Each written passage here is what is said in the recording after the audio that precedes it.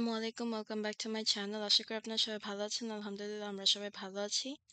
গতকাল আপনাদেরকে আমি একটা লাইভ পোল্ট্রি দেখিয়েছি। সো ওইখানে আপনাদেরকে চিকেনটা দেখাতে ভুলে গিয়েছি।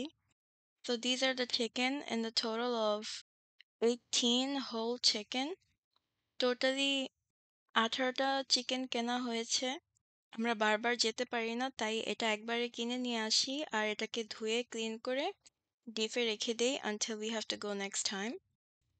আজকে আমাদের বাড়িতে ফ্রাইড রাইস করা হয়েছে। এভরিডে কিছু একটা ডিফারেন্ট করি আর তাই আজকে ফ্রাইড রাইস বানিয়েছি।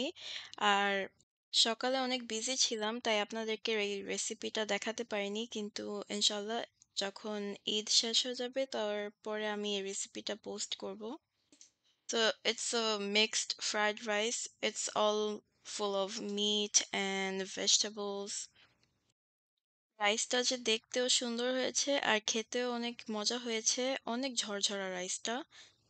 আর এখানে অনেক মাংস আছে, mix of chicken and beef and shrimp, সাথে ডিম আছে, and then we have a lot of vegetables. তো আজকে ডিফারেন্ট একটা জিনিস ট্রাই করব, তাই এখানে লাউ দেখা যাচ্ছে। বাবা বাজার থেকে এত বড় লাউ কিনে নিয়ে এসেছে কারণ বলছিল যে লাউয়ের চপ খাবে, তাই আজকে আপনাদেরকে লাউয়ের চপ বানিয়ে দেখাবো। আর দেখুন লাউটা কি সুন্দর, লাউটা অনেক সুন্দর। এটাকে এখন কেটে নিব।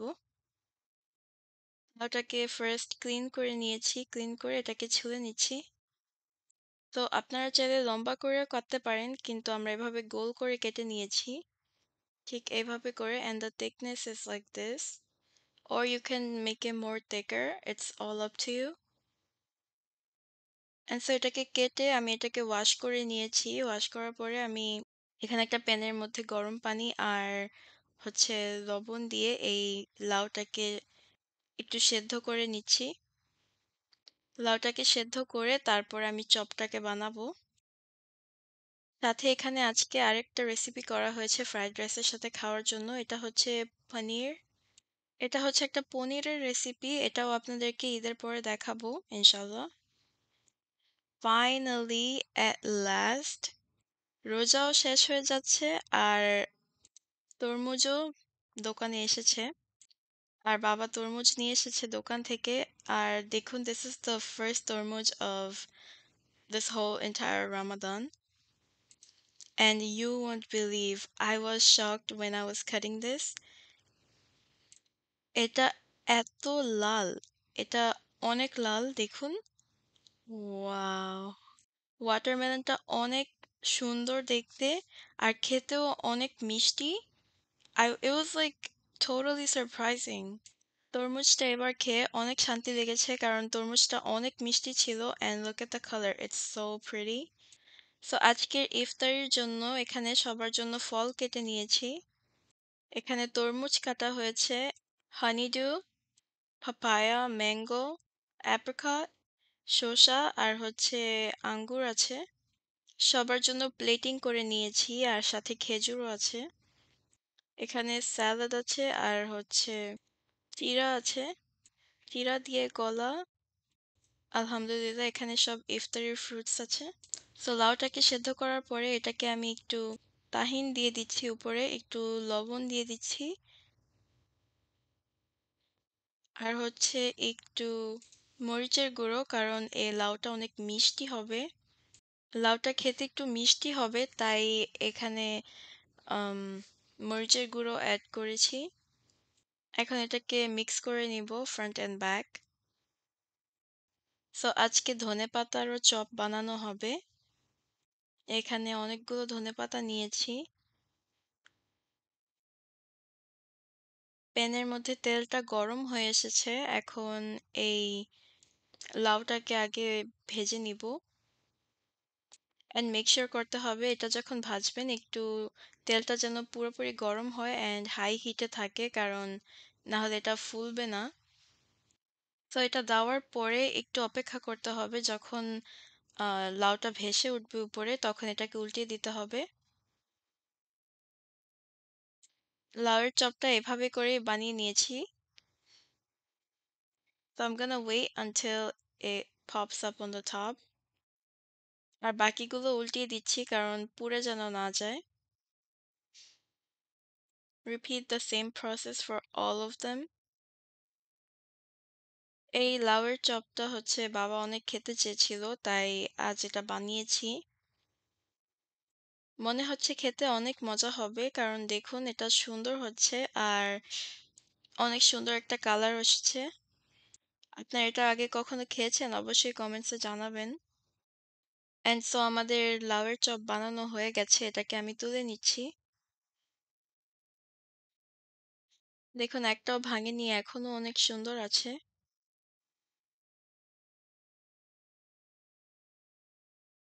অ্যান্ড সো সেকেন্ড ব্যাচ দিয়ে দিয়েছি। এটাকেও এখন ভেজে নিচ্ছি। সিন্স লাউটা অলরেডি সেদ্ধ করে তারপর এটাকে চপ বানিয়েছি, লাউটা অলরেডি কুকড করা, সো বেসনের জন্যই অপেক্ষা করতে হচ্ছে যে বেসনটা যখন ভালোভাবে কুক হয়ে যাবে এটাকে তুলে নিব। মাশাআল্লাহ দেখতে অনেক সুন্দর হয়েছে। তো আই ওয়াজ অ্যাকচুয়ালি সারপ্রাইজড যে লাউয়ের চপ খেতে এত মজা হবে। এটা অনেক মজা লেগেছে and it was not sweet at all. Maybe because এখানে আমরা একটু মরিচের গুঁড়ো ইউজ করেছি। আর দেখুন এই যে thickness-টা অনেক thick হয়েছে। It looks really nice and it actually tastes so good. You guys should definitely give it a try. It's no joke. তো এখন ধনেপাতার চপটাকে বানিয়ে নিব। ধনেপাতা বেসনটাকে একটু বেশি খায়, তো সো একটু বেশি করেই নিতে হবে। আর বেসন গলানো আপনাদেরকে দেখাইনি কারণ আমি অনেকবার দেখিয়েছি। আর বেসন সবাই এটা বানাতে পারে, সো নাথিং নিউ। নিচের পার্টটা যখন একটু ভাজা হবে এটাকে উল্টিয়ে দিতে হবে। অ্যান্ড সো এইভাবে করে বেসনের চপটাকে বানিয়ে নিচ্ছি। আপনারা চাইলে আরো অল্প করে আম ধনেপাতা নিতে পারেন এই চপটাকে বানানোর জন্য। Making it this way is also fine. আমরা আলুর চপ, বেগুনি, পেঁয়াজু এগুলো খেতে খেতে অনেক টায়ার্ড হয়ে গিয়েছি, তাই আজকে ডিফারেন্ট কিছু ট্রাই করলাম and surprisingly it was really good. এই ধনেপাতার চপটা খেতে পুরো মনে হচ্ছিল যে পেঁয়াজু খাচ্ছি। এটা খেতে অনেক মজা হয়েছে and look at the thickness. It tasted so good and so crispy. It was really good. আপনারা এটা অবশ্যই ট্রাই করে দেখবেন। অ্যান্ড সো এখানে আমি ফ্রাইড রাইস নিয়েছি, সাথে লাউয়ের চপ আর হচ্ছে ধনেপাতার চপ। ফ্রাইড রাইসের উপরে আমি হোয়াইট সস দিয়েছি, হোমমেড হোয়াইট সস। অ্যান্ড এখানে লাউয়ের চপটা যে খাচ্ছি এটা খেতে অনেক মজা হয়েছে। আই এনজয়েড ইট। এটা অনেক মজা ছিল। এখন এই ধনেপাতার চপটাকে আমি খাবো। এটা খেতে অনেক মজা হয়েছে দেখুন। In every bite এটার মধ্যে ধনেপাতা আছে আর I dipped it in the sauce. And so I tried the fried rice. It was so good. I felt like there was more vegetable and meat rather than rice. এখানে নিসা আমার সাথে বসে খাচ্ছে, ও বলছে যে অনেক মজা হয়েছে। And with the white sauce, the rice tasted so good. So আজ এই পর্যন্ত, আশা করি ভিডিওটি ভালো লেগেছে। আল্লাহ হাফিজ, আসসালামু আলাইকুম।